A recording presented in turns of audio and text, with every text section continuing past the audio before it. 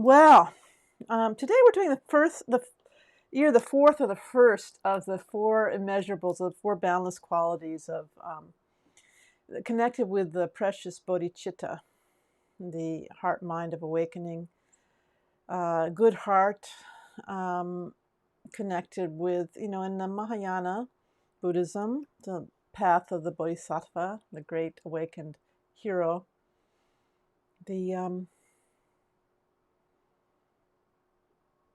We have all these commonly taught practices of how to blossom our love, our compassion, and in this tradition, there's a lot of emphasis on equalizing it for everybody, which is what we're going to talk about today. But also, there's also this idea of emptiness, of things, being really there being no there in terms of yourself, in terms of outer phenomena. There is a lack of inherent identity to things. In other words, we take things a lot more seriously and take them as more real than they actually are. And it's kind of heady, complicated concept. But hello, third person. Still haven't seen the comment box pop up on my screen. I better look for it, huh? I got a new edition of this app I use. Oh, no? What if I click on the... There, let me try. No, that didn't work. Oh, there's always something, isn't there? So, window. For some reason, my comment box is not popping up today, so very weird. Well, give me a few minutes. I'm sure it will come to me. So, anyway, so there's a whole intellectual side to this kind of Buddhism, to this Mahayana or Bodhisattva path, and but it's not. It also can be grasped experientially, and that tends to be the way that my teachers tend to come at things. So we'll be focusing on that more next week. But this week we're bringing together love, compassion, and joy with the underlying principle what do we call it, boundlessness or immeasurability, and this comes about through evenness, equanimity, impartiality towards all living beings, all beings with minds. That's how they describe beings, semchen, like beings with minds. And and that's a good point, that every kind of a living being, and including many, and who, for those who believe, as I do, in immaterial beings, other forms that aren't embodied. As a bodhisattva, or this awakened spiritual hero that we're moving toward, where we aspire to be, we're equally concerned about them. We're concerned about the ants. We're concerned about the minnows. We're concerned about the rats and the snakes. We care. We extend our love and compassion to everybody, everywhere, in every conceivable universe, and down to the depths of the ocean and up into the heavens above. And this is what we're talking about today, is this impartiality, like not playing favorites, in other words. And you can see on a normal human level how this is so sublime compared to, it raises us up from being just an ordinary schmo to being somebody really, I don't encourage arrogance, but somebody's got some kind of juice. Everybody who's ever seen the Dalai Lama, you want to be like the Dalai Lama, right? Everybody who's ever seen Thich Nhat Hanh in the Vietnamese tradition when he was teaching, you felt that he genuinely cared for all sentient beings equally. He'd been practicing that way since he was a little boy, a little monk. decades and decades before. And everybody who sees Pema Chudron knows that she takes this path completely, genuinely, sincerely to heart, that she is always practicing to equalize her concern for sentient beings and not play favorites. So this opens up the, tribalism. I don't want to disparage cultures who live in tribes, but that sort of thought of me and mine and my people, are more important than your people. And our people are more important, our welfare is more important than animals and so forth. So it's beautiful. It's totally beautiful, and it seems so simple and prosaic, but it really changes your life. So there's several things about Buddhism that I got to say that, if nothing else, this is one of the things that totally has changed my world. And I feel that most kids are born this way, that they naturally are concerned about, they have to be taught not to be concerned about other forms of life and about other kinds of people. They have to be taught subtly or overtly to hate other people, to make enemies and friends. It's not inherent. That a good heart is ready to blossom forth, but it's buried under these layers of gunk. And that gunk does precede even being born, because we come into this life with all sorts of habitual tendencies from past lives of friends and enemies, good and bad, and all these judgments and all this trains of thought going choo-choo, left and right. So today we're going to practice the samadhi of, what are we calling this? Impartiality. And it was interesting. I was just studying in the middle of the night last night. I was studying vocabulary with another Loppon or Acharya, who is a translator, on Malcolm Smith, and he was giving the roots of the word samadhi. I thought that might be interesting to talk about. It sounds so sexy, this word samadhi, like it's something really special. And it always sounds like beyond anything I've ever done, right? Does it feel that way to you, that the word samadhi is something special that you've never really experienced? So sometimes it'll be translated as in-depth meditation or concentration, various kinds of, but really, in the Buddhist tradition, Tingyewa, Tingye-zen is, in Tibetan, is samadhi. And Tingyewa means level or even. And Zimpa means to maintain. So if you bring them together, it's maintaining a state of evenness. And so that's interesting, isn't it? So that makes it seem a little less daunting and far away. Got to find my comment section. So I'm going to take a moment here and try to see where my comments have gotten to. Maybe they're behind my main screen. No. My notes. No. What's that down there? What I'm going to do then is just open up actual YouTube and look and see what you guys are saying, because I can't see it on my screen. Just got a new, you know how they are. They're always updating and making you everything unseeable. Okay. Oh, I'm getting feedback now. So it's Rob and Heart Sutra here. Well, thank you for saying hi. And I'm going to then turn down.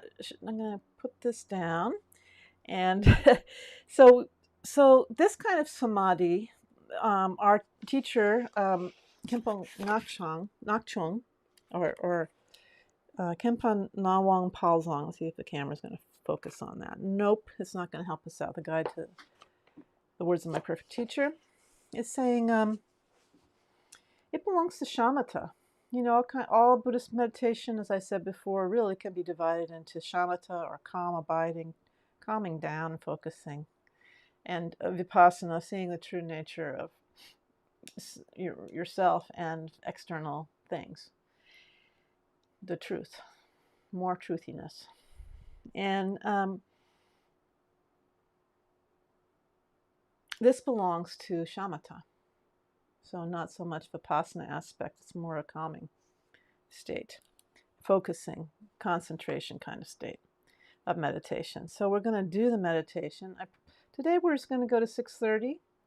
So I want to describe to you this traditional method of meditating on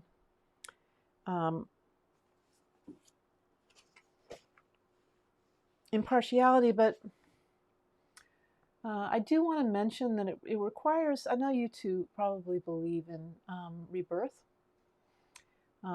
and whoever's watching this in the future, Buddhists tend to come here. But if you have doubts about rebirth, I suggest looking at some of the science. Some of the investigators gone and investigated these cases of rebirth.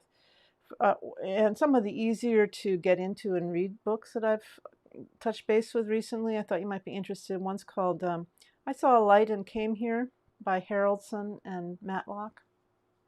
I Saw a Light and Came Here. His stories, mainly, not so much that are big technical manuals of all the research that's been done investigating these cases of rebirth syndrome, when little kids remember past lives, and then they go and investigate and see if it really was a person matching that description in that place, speaking that language, and so forth.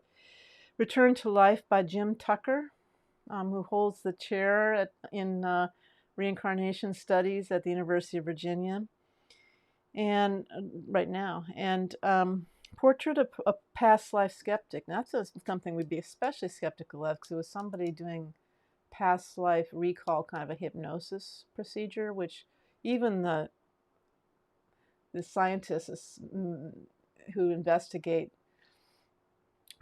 stories of rebirth in little kids, they don't really believe in the what's it called, past life regression. But this guy, who was a total skeptic cop, he was a detective, he wrote a book called Portrait of a Past Life Skeptic by Robert Shaw. And he was a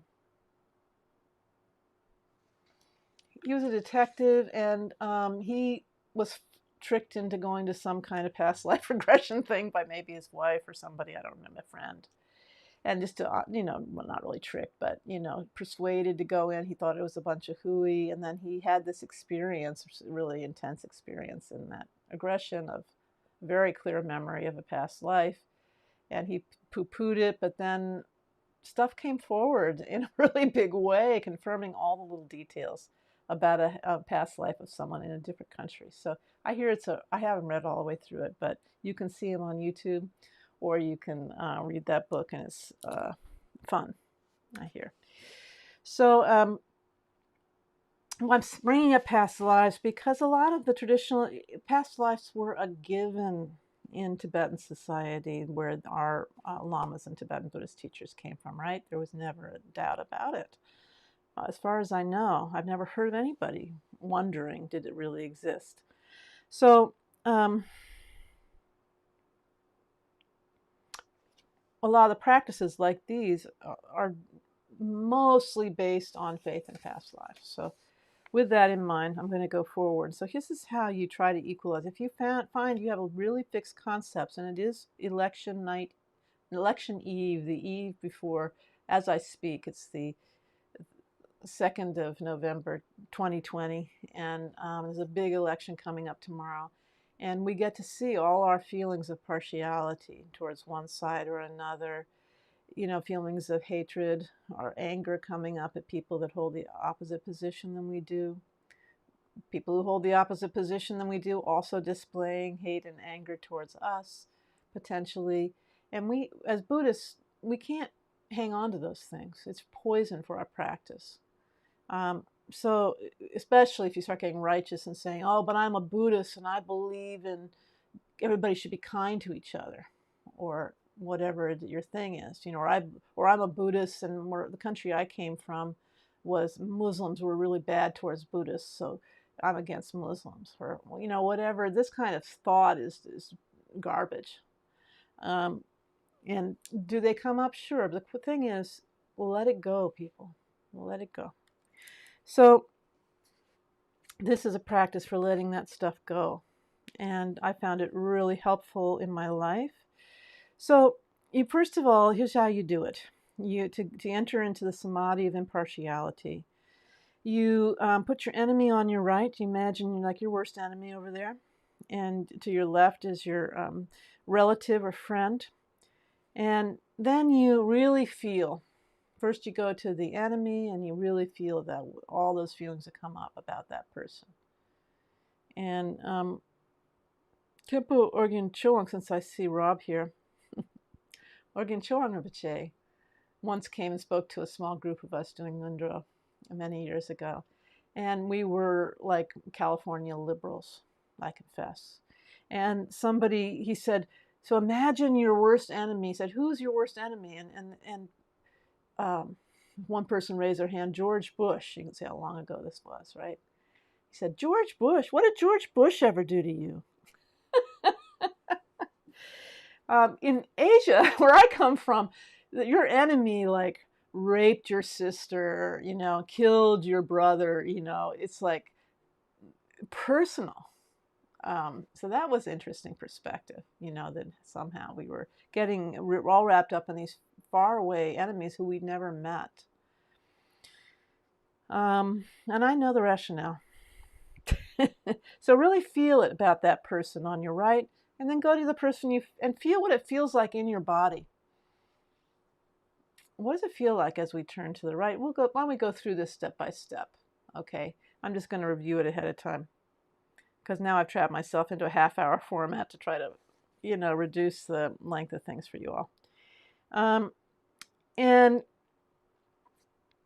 your friends on the left, and see and feel that person there. You can be friend, relative, you know.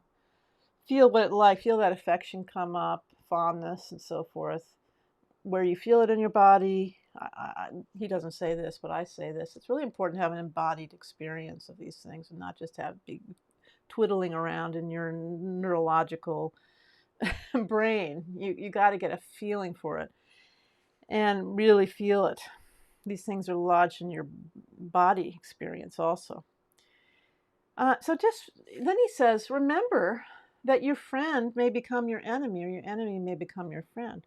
And I remember Lama Yeshe Wama, the wonderful Lama from Hawaii, who's still with us and teaching wonderfully. And I went to her complaining about some jackass that was making my life hell. And she said, well, you know what? Sometimes the enemy becomes your worst enemy becomes your best friend, and sometimes your best friend becomes your worst enemy. Well, that kind of shut me up. That wasn't a very nice thing to say, was it? Like I was really wanting to complain. And by God, the very person that she told me about became one of my best friends. If, you know, I won't say who it is because some of you guys know me personally, but somebody it was just horrendous upheaval that went on for like 2 years or something. It seemed like an eternity. Hell with this person. Now we're like buddies. There's so much bonding there that went on from probably hating each other in the past, right? So this can happen. But then where the Tibetans go with this is also in past lives. We've had all kinds of relationships with each other. There's been inconceivable number of, you know, like billions and trillions and gazillions of past lives, and we've had all people in our lives. We've had every kind of relationship for each other: love, lovers, mothers, daughters, sons, haters, you know, landlords, politicians, and so it's always changing. It's going to change, and even if it didn't change. Even if, and then here's the next point, even if that person was always the worst person through countless lifetimes, never kind to you, always an enemy, well, then that person is the very person for whom you can use, without an enemy or an object of hatred, you can't learn how to love impartially, right? You have to, like we just put one on our right. Without that person and something to work with, we wouldn't have the ability to really grow into full-on grown-up bodhisattvas. So they did you a favor. They're doing you a favor lifetime after lifetime. Maybe the kindest person you've ever related to. That's what Khenpo Ngawang Palsong says. And in addition, meditation on patience, which is what they call, I never knew what that meant. It's one of the most important principles of Mahayana, this kind of bodhisattva way, Buddhism. Patience means like somebody ticks you off and you abstain from reacting to it. That, you don't get ticked off back. What's the word for it? Abstain isn't quite the word, but you dismiss yourself from engaging in that. And the moment of that is worth more than, like eons of making offerings to all the Buddhas and Bodhisattvas. Tara, the Lady Savioress, obtained Buddhahood by making countless offerings to the Buddhas and Bodhisattvas, through millions and millions of lifetimes, eons of time. And it was very slow. But she got there. But we can get there even faster if we practice patience with the people that really tick us off. Do I always apply this? Not always, but I've gotten better on the spot. I don't blurt out whatever's on my mind. How about you? Do you blurt out whatever's on your mind, or do you have you learned through the practice of Dharma to refrain for a little bit?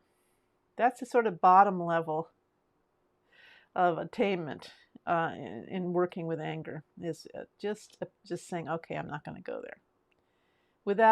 This doesn't mean zoning out, getting high or something.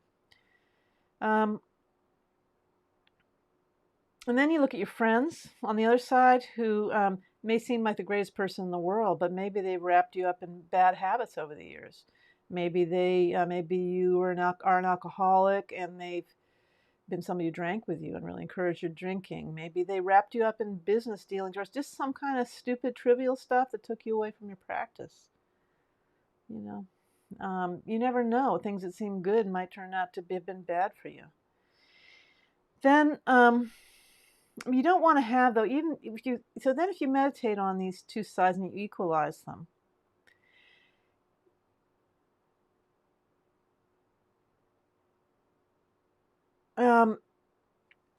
you don't want to just be stupid. I mean, it's like that's if you're kind of numb to both sides, that's not good. That's not good enough. It's better than hating, right? But it's just kind of tuning out is not where we're going with this. We're going into having a positive feeling of all these feelings of love and compassion and so forth, caring about these people equally. Yeah, all of them. And how you do that? Well, there's the old mother. Our old mothers. Think that they've been your mother in the past life. Or if you're, as I said in previous episodes, if they were your,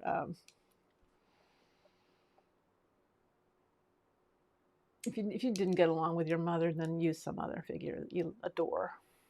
And who really sacrificed a lot for you, protected you, particularly as a child, if there was somebody like that who just was your savioress. Particularly, but Khenpo, you gotta love this Khenpo, because he goes on and on for page after page about the wonderful things that mothers do for their children. And he describes the whole pregnancy process and all the things that can be uncomfortable about that, hard giving birth and how hard that is, nurturing, on and on and on. So, but I think we can instantaneously bring that love and appreciation. So you recognize the kindness of your mother from past lives. That all sentient beings have been your mother's previous lives. I'm sure you've heard this before. And you want to repay that kindness. That's the feeling. So this kindness wells up once you equalize them. You think, oh, they've all been my mother. And kindness naturally comes forth. and all these other, then you can really practice unconditional, limitless love, limitless compassion, and rejoice in the virtues and pleasures and accomplishments of all living beings equally. Okay, is that all right? So we're gonna, we have just a few minutes left. Maybe I'll go to 6:35. I haven't learned how to control myself yet.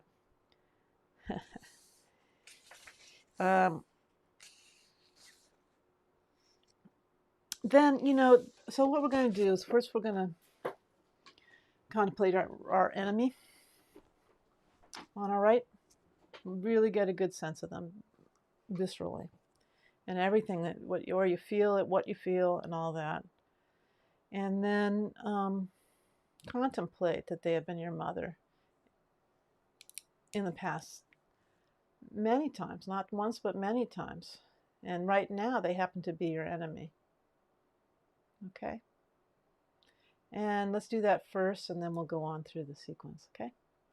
So I'm going to find my little triangle and ring it. Oh, the sound effects are turned down. Okay.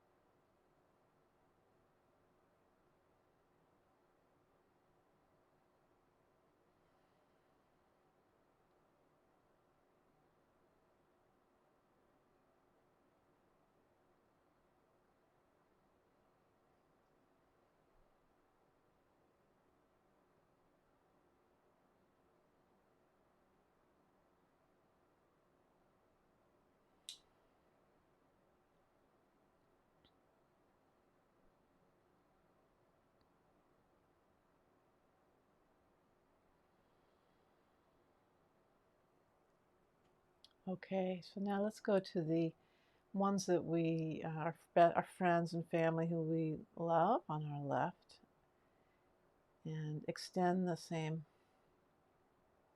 feeling. They've been our mothers in countless past lives, and then feel that what comes up when you have that thought, like, and when that person transforms into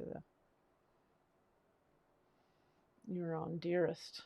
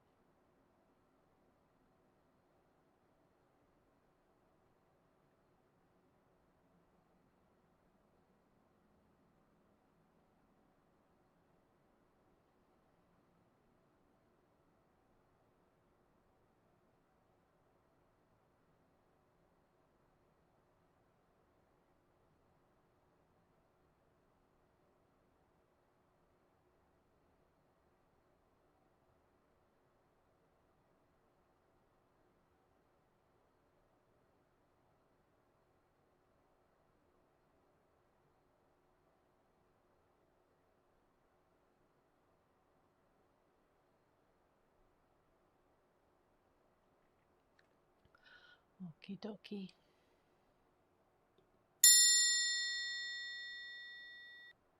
So then you just rest in the not tracing after thoughts of the past, not creating new thoughts, not trying to prolong the thought that you're in. Just rest naturally.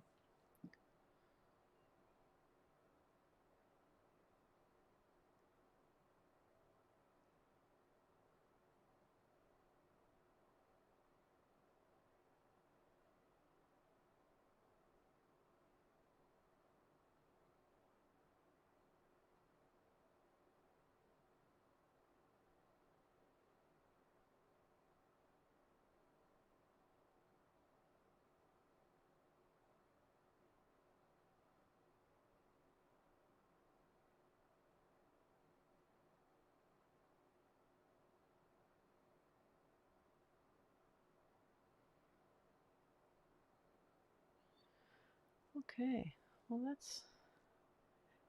Do you have anything to say about how that experience was for you before we wrap up?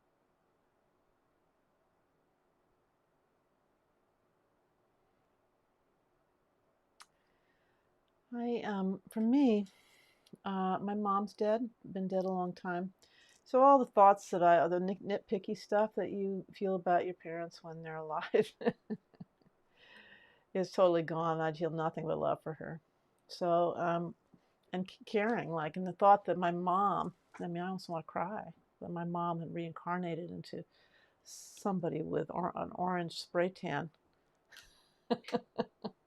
just made me feel instant, concern, and like actually like a mother towards a daughter, I would say, or a mother towards a son.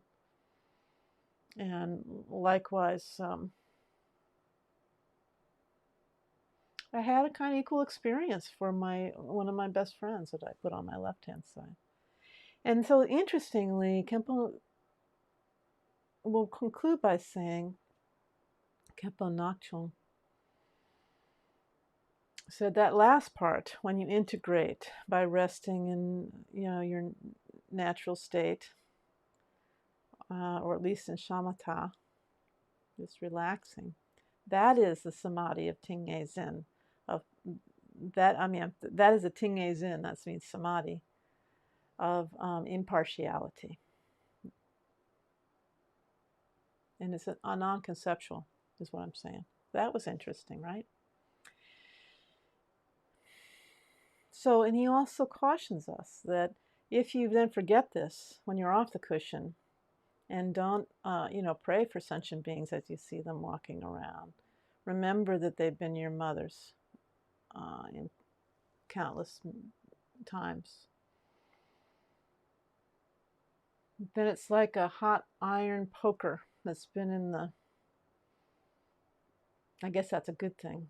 If you have work to do with it, it's been in the fire, and then it gets taken out of the fire and it turns black again, right? So your samadhi fades. Your love and compassion fades unless you integrate it with your life between sessions. So please do that. And I'll see you guys next week. Let me know if you like the shorter format better. I think it makes sense given that we're on the internet so much these days. But I'm flexible about doing whatever you need. So thank you very much. If people are new here, please like and subscribe. And if you're interested in connecting with me and my people during the other times and about other programs, sign up for our email list at mayammountain.net. Alrighty. Bye now.